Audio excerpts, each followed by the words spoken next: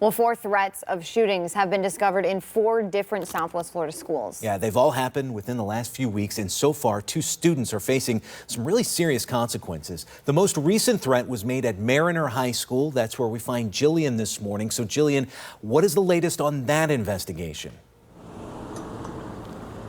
Well, Chris, the principal here says the threat was written on a bathroom stall inside Mariner High School here, promising to shoot up the school on February 14th, the anniversary of Parkland. Now, classes here should start in a few minutes, and I just grabbed some students, caught them on their way to school this morning, talked to them about this threat, and they tell me that it's just ridiculous, that kids should not joke around at threats just like this. And they tell me they are a little bit more concerned going to school today, and that they hope that there are more officers on campus to make them feel a little bit more safer. Now, authorities say that this threat is not credible. They believe it's not credible, and they're taking it very seriously, saying whoever wrote their threat could face serious charges. Now, the threat at Mariner High School was discovered yesterday, just hours after the sheriff's office announced the arrest of a student who threatened a different school in Lee County. Deputies say a 16-year-old girl is facing felony charges after writing several threats in the girls' bathroom at North Fort Myers High School.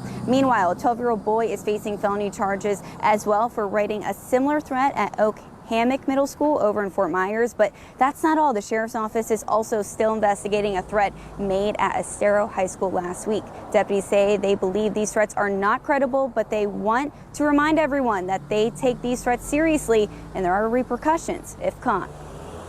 I think it's important to educate the kids that, sometimes kids are kids and they think they can joke around or do something that is a big joke. The most important part is there is no joking around when you make a threat. Now, we are learning that 1,200 students did not show up to class yesterday because of the threat at North Fort Myers, and 900 students did not show up at Estero High School last week because of the threat there. This morning, we are working to find out if the threat made at Mariner High School here will affect student attendance today, and just exactly how parents and children are reacting to these threats of violence, just like the kids I just spoke to, saying that they are concerned and that they hope more officers are on campus to make them feel a little bit safer. Reporting live in Cape Coral, I'm Jillian Hartman, Fox 4 in your corner. Thank you, Jillian.